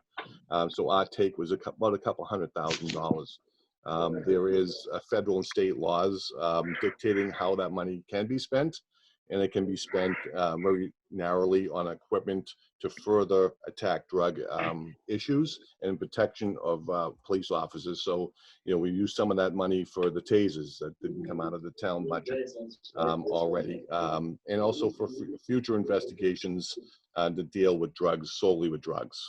So it's very tight guidelines on how we use that money, and we have to report back to federal and state government of how we use that money. Okay. Thank you. No problem. Any other questions? If I have a question, it's for both you and Chief Flanagan regarding the effectiveness of the regional dispatch. How do you two gentlemen find that as a value to Winthrop? I'd certainly find it a value where I got to put a supervisor out supervising on the street. So we removed the sergeants from answering telephones and placed them on the street to respond to calls. We've had our growing pains with the regional dispatch. I think both departments have felt that I think it kind of has smoothed out over the last 6 months. And we're, as a board, since we both sit on the board, we're always advocating to expand that to reduce Winthrop's costs. So we understand that's an issue here locally, and if we can bring another department or two into the regional dispatch center, that would significantly reduce the cost to the community. And we're currently in conversation. I can't disclose which communities, but with 2 different communities at this particular time. Okay, thank you. And just speaking on the fire department end, as medical dispatch changed, we didn't even have enough personnel. I mean, it wasn't like dispatch didn't have a cost prior to moving over to central dispatch. We sometimes have 2 or 3 medical aides simultaneously at the fire department, and the medical calls on some, depending on the needs of the patient, you're not even allowed to hang up until first responders get on the call. And in between that time, when we were taking our calls at the station, we still had business calls, other emergency calls, and we had 1 person answering the phone. So we no longer, we were almost forced as well. We either had to put more people in dispatch. The 911, the PSAP was the police station, but all medical calls would drop down to us. So as much as it's been an advantage to us to put a firefighter on the street, it also put ample people to do what the law stated as far as medical dispatch. Okay, very good. It's good to hear. Any other questions for Chief Delahunty before we move to the fire department? No? Okay, well, thank you, Chief. Thank you. Thank you, everyone. Have a good night. And Chief Flanagan, we'll let you talk about your budget a bit. All right. And again, my compliments go out to both, Chief Delahunty, who, prior to COVID, him and I worked well together. And when we're a small town and understaffed, and a town where everybody kind of knows everybody's name, when we have an awful thing upon us like this COVID, it's great advantage that the team is close and we work together, and it's been a great experience for me. But getting to my budget many a times I'm in front of you telling you how many positions I'm down.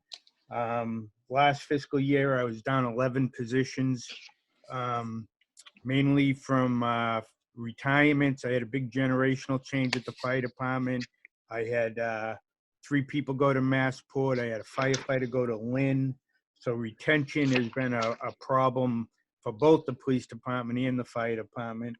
But as you read in one of my goals, I was able to get 7 firefighters into the Boston Fire Academy. And by getting them in there, the fire academy was backed up.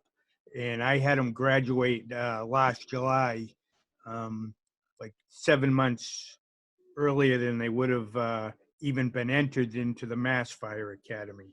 Currently, I am down 2 positions due to retirement. William Vecchio, 32 years, just retired, and Bill Brogan retired a week ago with, I think, 33 years. So I just lost another 65 years of experience on the department. We were successful in getting a SAFER grant, which the town manager and the CFO signed off of. It was a grant application, and we got 4 firefighter positions, which, as the grant works out, it's 75% the first year, including all their fringe benefits, 65 the second year, and 45 on the third year. So they were due to go to the fire academy this May, and the fire academy shut down. So there's, I think, 2 classes or 3 classes now that are backlogged. So I don't see them being on board until, I'm guessing, the end of September now. But as far as my budget goes, my budget is down about $50,000. If you want to start to go through it, the lines that have changed, my personnel line has changed due to the fact they did settle their contract, as well as in that number, the cost of the 25% for those 4 firefighters that we're responsible for is in there. My overtime budget, as again, we were hoping to address some of the shortfalls in the town, we cut by $30,000. And the reason for that was that we figured with the additional firefighters, the way we would be working is I would have, when we're at full strength, we would have to have 2 firefighters off on a shift before anybody got replaced. So the occurrences of being short shifted would be far less, thus the savings. The other lines tend to stay the same. Holiday pay, due to a change in contract in that line item, not always being adjusted with 2% raises, has been brought up to where it will cover the paid holidays. Sick time was increased by $4,000, and that's sick leave incentive. Just looking at the sheets the other day, I have a lot of young guys who you make them stay after if they call in sick. So we have, well, probably have 2/3 of the department will have perfect attendance this year. So the sick leave incentive we adjusted before we had a shortfall at the end of the year. Energy, we took out under electricity, and somehow, I don't know if it was an error at one time or not, but the code red found itself in our electricity line item. And just for sake of tracking and other things, it's been moved all the way to the bottom under software. And that way, it just makes more sense as they're trying to track the utilities for the fire department. Maintenance of equipment, and that's small equipment. That's saws, generators, and things of that nature. Just increases over the years. That light item fell short. That was broken out of motor maintenance a few years ago when Mike was the CFO. He wanted a better visual on small stuff versus the apparatus repair. Cell phones have, there's only 2 cell phones on the fire department that we cover. One is mine, one is the administrative officer. There used to be others which we no longer put out, and now they're falling under the regional dispatch. The equipment that we have is covered by the regional dispatch, so that line item is actually being eliminated. Medical supplies are just the things that we stock our engines in, for the medical calls we go on. The cost of things going up, as Chief Delahanty spoke to. They're not all COVID stuff, but things like gloves that we use all the time, they've all gone up due to the demand. Uniforms, there's a little bit of a jump in uniforms. Part of it was, a year ago, we took them out of golf shirts, put them in button-down shirts, and then there was a contractual under the new contract. So there was a bump of $9,700 in uniform allowance. And that's pretty much the changes in my budget. Other things that I would speak to is I have if you see it driving around town, I have a Boston engine. We just decommissioned a 33-year engine. We can no longer let the guys ride on the outside of it. Again, I have a lot of younger guys that never rode on the outside of an engine. We only use the engine when our trucks are out being maintained, because they go up to Lawrence now to be maintained. They used to go to Wakefield, but due to the lack of the ability for the shop to get a mechanic due to full employment almost in the country prior to the COVID, they merged with another shop in Lawrence. So when our trucks go out for repair, they could be gone for 2 or 3 days, or anytime a truck goes out for mutual aid, backup piece goes into first line. So I borrowed a truck from Boston that's approximately 10 years old. It's a great truck. It's very convenient to have the new Boston Fire Commissioner live down Point Shirley. So he made sure we got a good truck, and I plan on borrowing that for the foreseeable future. With that being said, in my last year's capital, I had $50,000 to look for a new backup engine.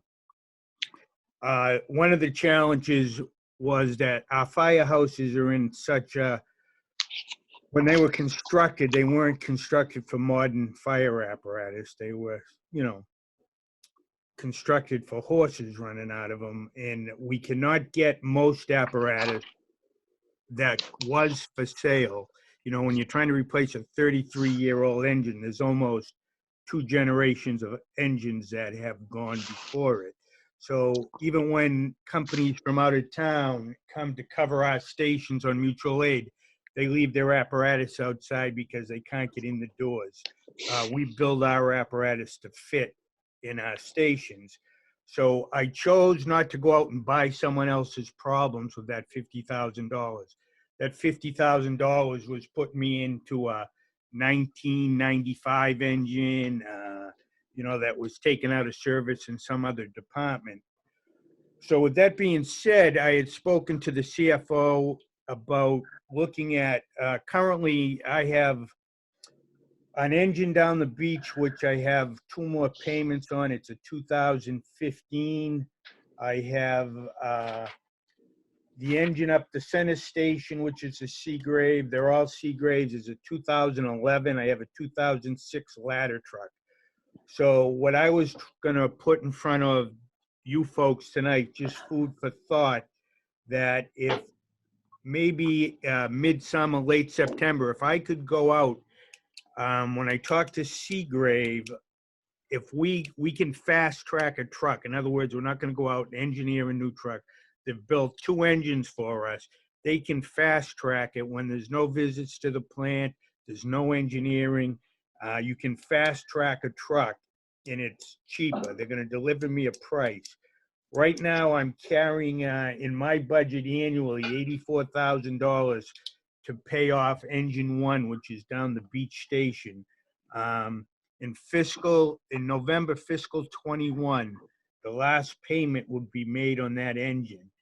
if I was able to carry the $50,000 that was gonna go out and buy us a 20-year-old engine, and we ordered a truck in late September,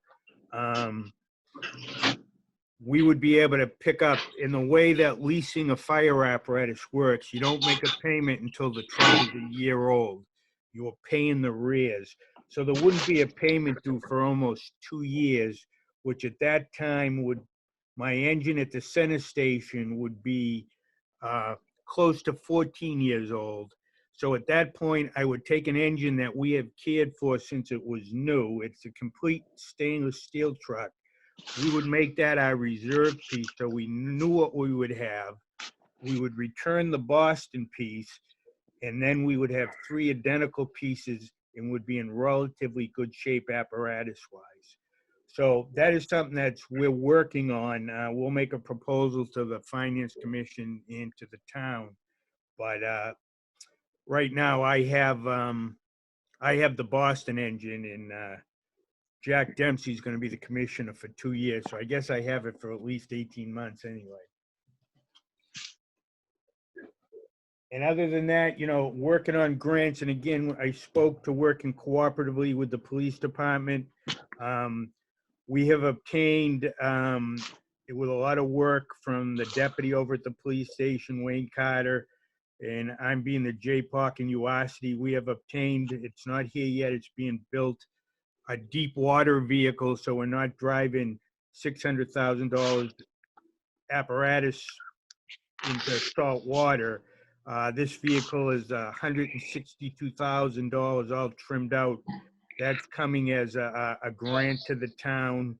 We have a medical gator coming, if anybody's heard, off-road or in the marsh or down around Deer Island for $25,000. That will be here in late July. The chief and Detective Carter have just put cameras in the library, which was all paid through UASI. Pardon me? Town Hall as well. UASI provided me $25,000, which we diverted from maritime to turnout gear for the firefighters. UASI picked up a big chunk of the new Harbormaster boat. Senator Boncory's office gave us a $65,000 earmark for turnout gear for the firefighters. So again, cooperatively, Chief Delahanty and his staff and myself, we continue to really survive on grants, and we're constantly chasing them. And again, the firefighters too that we got for a grant, and we're still trying to, you can file hardship and your firefighters will be paid 75% for the entire 3 years. So we're still trying to work that angle. But if anybody has any questions, gladly I'd. Couple questions, Chief. Thank you again for the presentation. It definitely shows how, if you look a couple of years back at sick time and longevity and how it's gone down, I'm sure that's a reflection of how young your force actually is right now. Yeah, I did some numbers. Right now, I have 15 members of my department, which I have 32 of them that are in suppression. 15 of them have 2 years or less. So That's big change. That's crazy. Any updates, and if I've missed this over the past week, I apologize, but any updates at all on 4th of July? Is that, are we going the way of everybody else? Police chief, but I have spoken, I have fireworks booked for the 4th of July. Do I think I'm going to be shooting them off? Some of the neighborhoods around us, other communities are really hot spots. And not that they're not entitled to fireworks as well, but I just don't know if it would be a place to invite them all to Winthrop for the holiday. So at this time, I'm, just going out and, I panhandle to raise $40,000, and it's a tough time. I can't put a can at the food pantry. It's a tough time to be panhandling money for fireworks. So my goal is, if things start to lighten up, but it gets frightening when they're talking about, we don't know what we're going to do when school goes back in September. Initially, I had booked Labor Day weekend as well with the fireworks gentlemen, but I have some money in the kitty. I always put a little away for a rainy day, and we might have one upon us. So that's about it. Well, hopefully. Yep. Hopefully things work out. It would be a nice reopening present, I guess, to the citizens Sure. for all the For sure. misery we've been through. And I think the last question is just on the utility. So you're saying that the electric is because of a change in the line? In it. Right, code red, and you don't think it has any reflection on the savings possibly from solar? Well, we've started to see that this year, and we've taken all of our stations, both living areas, when we spruced them up, the firefighters spruced them up. We're all LED, the entire stations. In the wintertime, we run a few electric heaters here or there.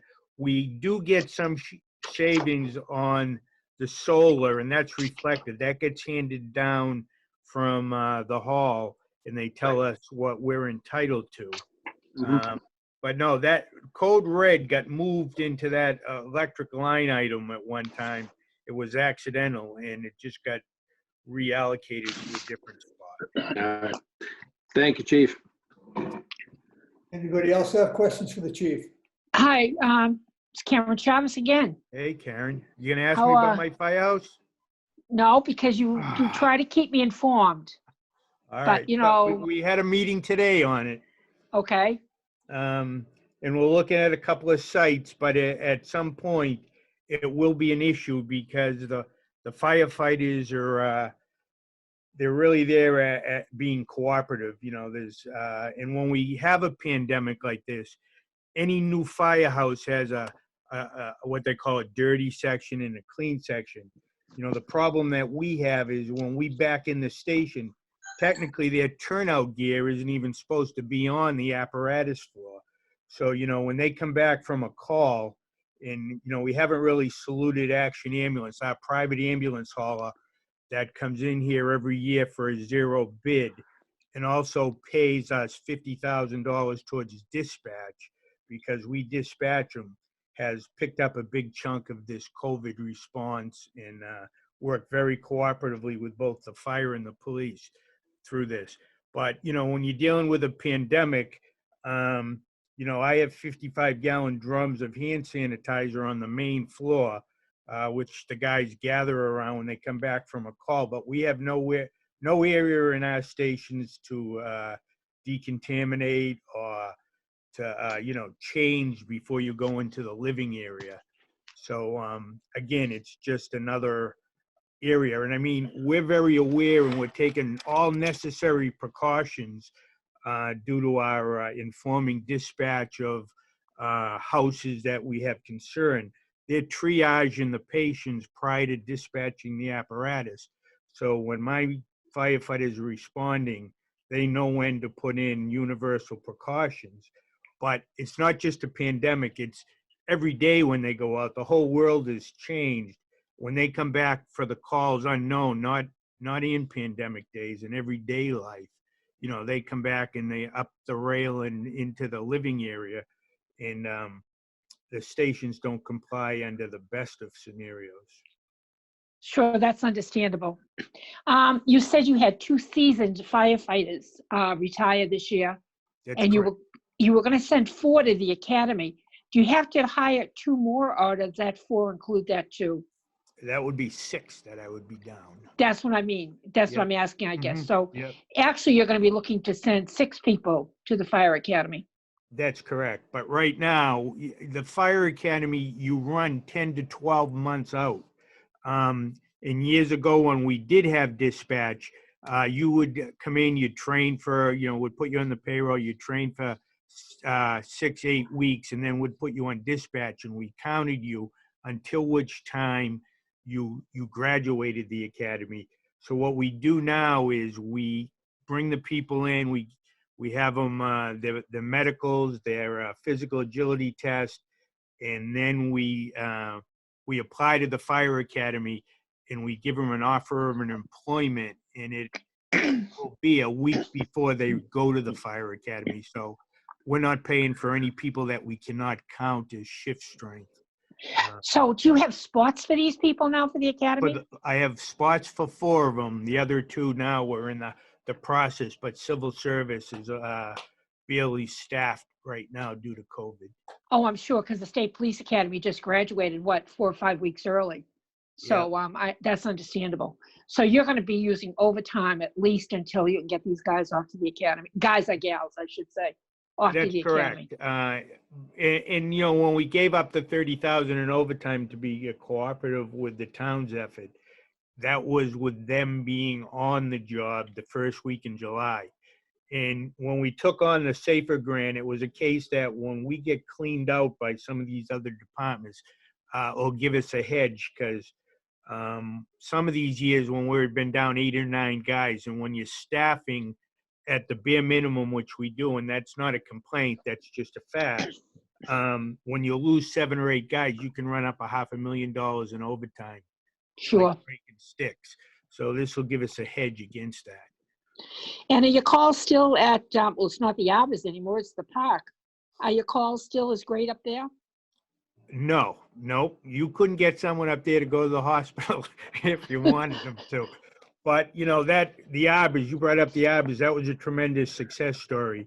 With the brainstorming here at the EOC and the devastation that you see around the country in assisted living and nursing, under Meredith's direction, we went up there, and I had my paramedic, Mike Lopez, and some other people. We tested that entire facility. And this was early on as well. And we took some staff out that was asymptomatic but positive. We took them out early. And when Meredith visited the Arbors today, there isn't a soul up there who is affected by COVID right now. So, you know, and we all know somebody up the Arbors. You know, they're all local, or a big chunk of them, but there's 85 people up there that are all healthy and hunkered in, and a lot of it is to credit to the health department. Great, thank you. Okay, anybody else have any questions or comments for the chief? No, we had, apparently we had one person that was watching and had a question, but it's been answered. So Karen, I think it was your question. Jan? It's Jan. Yes, go right ahead. Okay, thanks. And I see Anna wants to talk too, so I'll make this quick. Thank you. But Chief Flanagan, very similar to the question that I asked of Chief Delahanty and what Karen was talking about. When you look at that overtime, which is always a challenge, you know, you've talked about how in some ways it will be relieved. In what ways is it being exacerbated and stretched by what people are doing in response to COVID-19? Well, initially, when this first broke out, the police chief, as well as myself, we suspended all vacations and leave because, again, we were feeling our way through this. And initially, you know, you almost had to retrain the firefighters in a sense, in the medical aid. Everybody's piling in. And it was, we're treating it after we got better at this as almost like a hazardous materials incident, that let's get the patient masked, let's keep our social distancing, find out what the symptoms of the patient are. And a lot of times we advise them that if they're not having difficulty breathing, the whole thing, but they are running a temperature, we give them directions on how to treat themselves. They can call us back. And our goal was early on not to overwhelm the hospitals. That was what was coming from the federal government and everywhere else.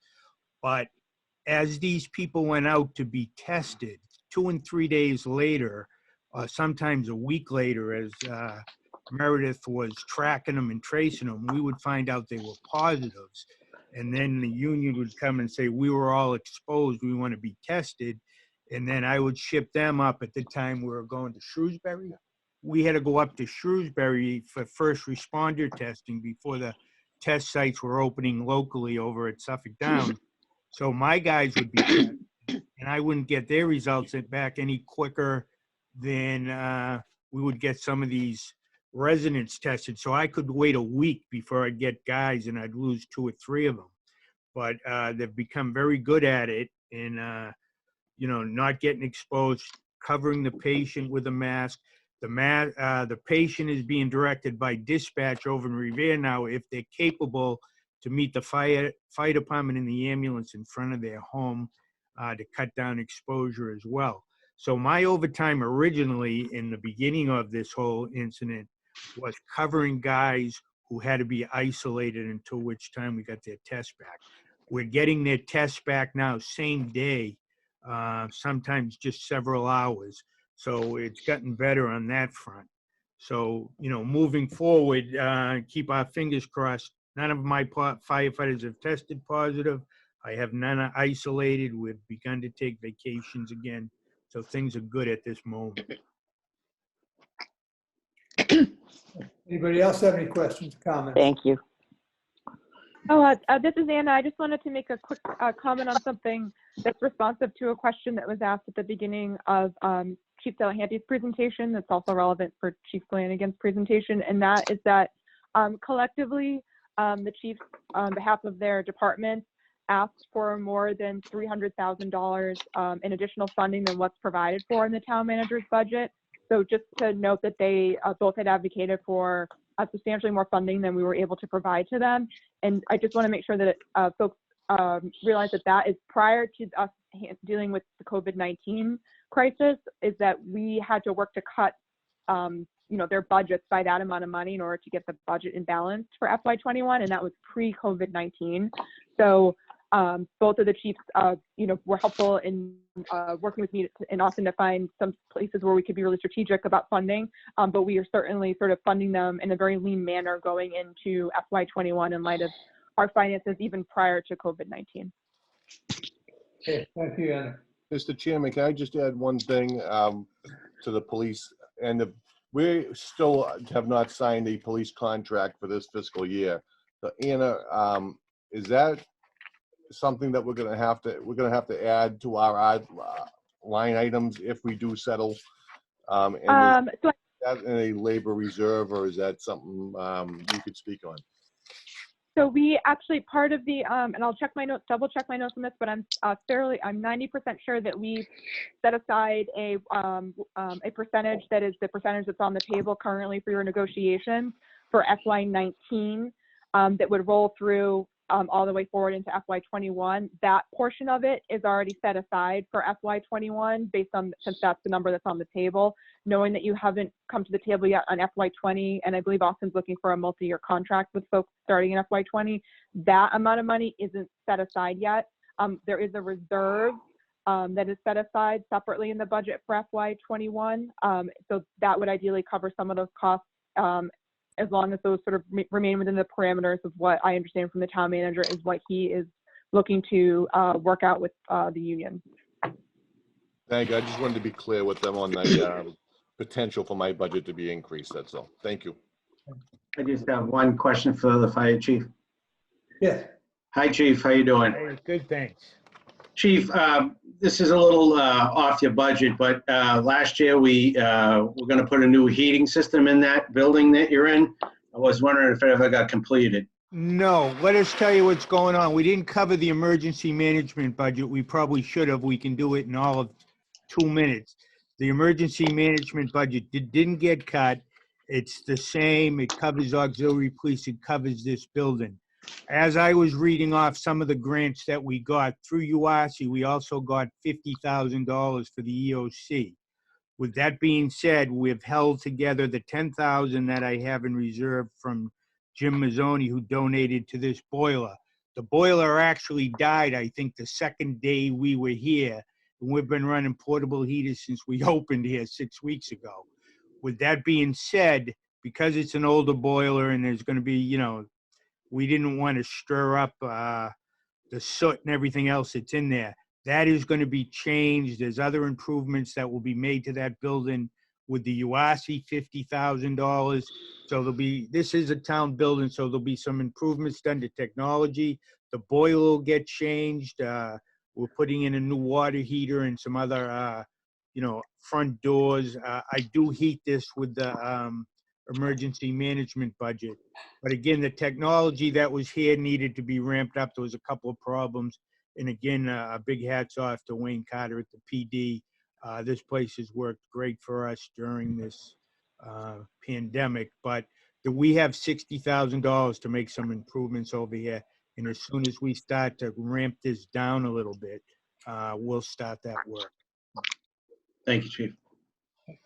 Chief, can you quickly go over the emergency management budget or just talk about what that function does? Well, pretty much under the old civil defense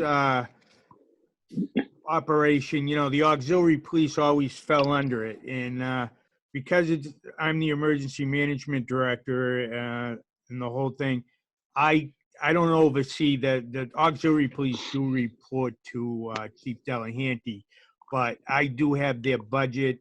So a lot of the repairs, it says repairs in that budget, but that's repairs to the auxiliary police cars, their radios. There's uniforms there, and that's for their uniforms. But there's very little money other than the utility budget, which runs this building over here. Okay. Anybody have any questions on that? No? Okay. Well, Chief, I thank you very much for your time. Chief Delahanty as well. And we appreciate everything you guys do for the town of Winthrop. And I apologize. I always get a haircut for your meeting, but I just couldn't get one. Yeah, I understand that. I've been trying to get a haircut now for about a month. Thank you. Have a good night. All right. Good night. Okay. Anybody have any comments or questions regarding the budgets this evening or anything? Okay, then we are just about done. We have a couple of things to just touch base on. We have a meeting again on Thursday night with another group of budget. So we'll be doing the same Zoom presentation.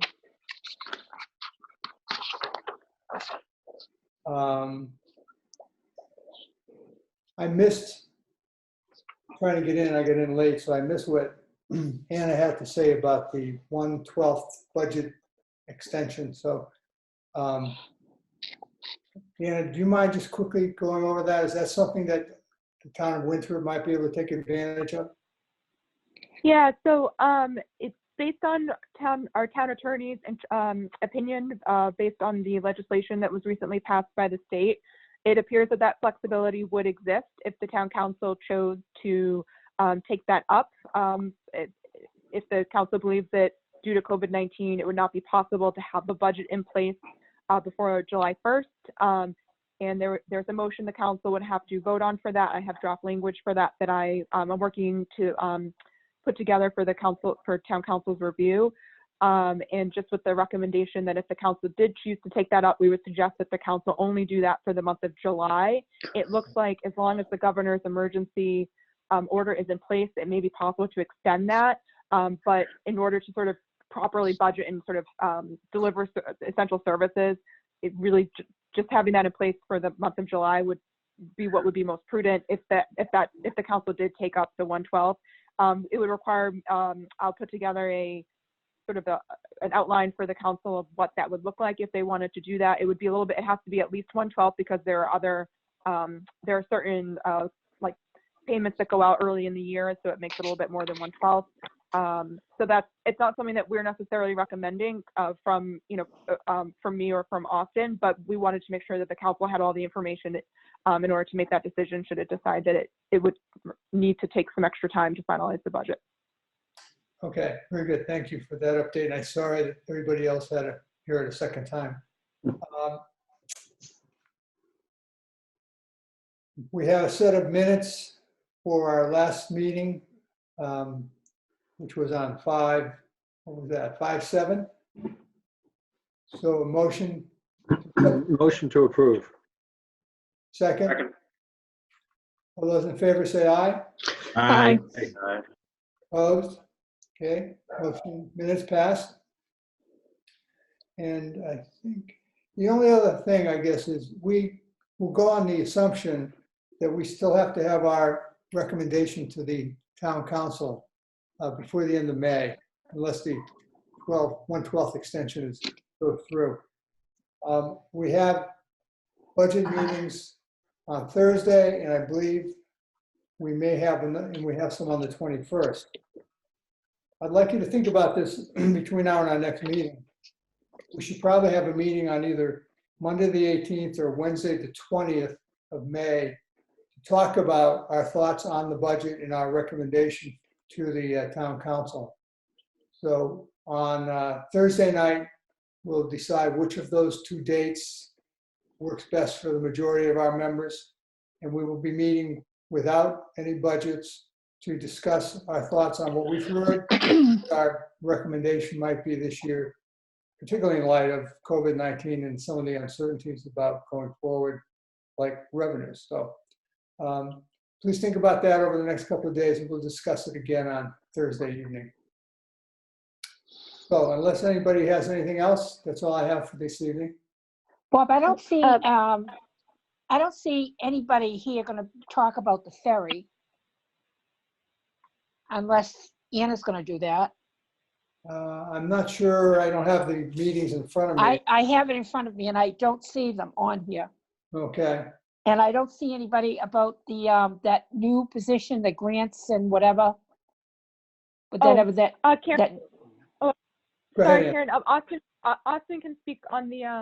I think Austin wanted some time to speak a little bit about his office's budget and also his sort of the efforts that he's undertaking on that planning department / grants office initiative. And so I can't recall if that's on the schedule or not, but I think Austin was hoping to get some time to speak to those items as well. And I think Tangi would probably be very interested to speak about the ferry. Happy to work with her on doing that if we can get some time with everyone. And just one quick thing before I forget, we're getting in our personal property and real estate revenues are getting posted this week. So I'll be able to run reports late in the week, potentially early next week, to analyze how that looks. And so I should have an update on revenues for folks at the Thursday meeting next week to sort of say how things are looking for the rest of this year and what that might mean for trends for next year to inform your deliberations on your recommendations. Okay, well, Anna, FYI, neither the town manager nor the ferry is on this list. Okay, thank you. Thank you for noticing. Again, I think we have, well, okay, we have a lot of meetings to do in the next 2 weeks. So again, think about what is it, the ferry and well, the grants and all that. I think we've discussed that already with Anna. We can review it again when we meet with Anna, because we'll be discussing Anna's budget along with other people in the finance area on the 21st. Okay. We've got a couple of robust schedules. The ferry is not listed, frankly, even the past year, and it's a level funded budget, and it's supposed to be self-supporting. I didn't add it. We can bring it on. I'm not sure when or where. We might even have to have the meeting after we've made our recommendation, but I will think about that over the next day or two. Talk about it again on Thursday night. Okay, anything else? Anna, I was just going to say really quickly on the ferry, for FY21, I think I had said that for FY21, the budget assumed continued grant from DEP, plus we signed a new agreement with Quincy that would sort of make up for the lost revenue we had from the MBTA that had been providing us with funds. Certainly, in light of COVID-19 and what that does to our ferry schedule, Austin is working with the mayor of Quincy to sort of understand what that means for that agreement. So that's something that's very active on our end right now. And so if there are updates to that agreement, or if for some reason the ferry would be operated in a manner that's different from how it traditionally would be, we would all put that together to ensure that the ferry would be self-sustaining in that manner.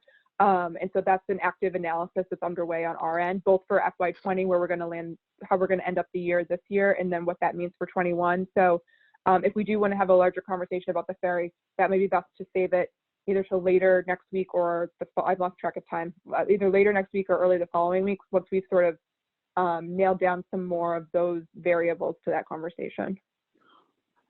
Okay, all right. Good. Anything else? No? Motion to Okay. adjourn. Motion to accept, to adjourn the meeting? You haven't done the minutes yet, Jim. We did. I thought we just did. Oh, did we? Okay. Yeah, I thought so. I'm sorry. Okay, so motion to adjourn? Second. Okay, then we will meet again on Thursday night and we'll go over some of these issues about some of the departments we haven't invited yet, and we'll work that out. And think about a meeting for our group, just talk about our thoughts, concerns, recommendations for this budget. Okay? All right. Thanks, thank you guys. all. Good night, everyone. Thank Good you. night. Good night. Right.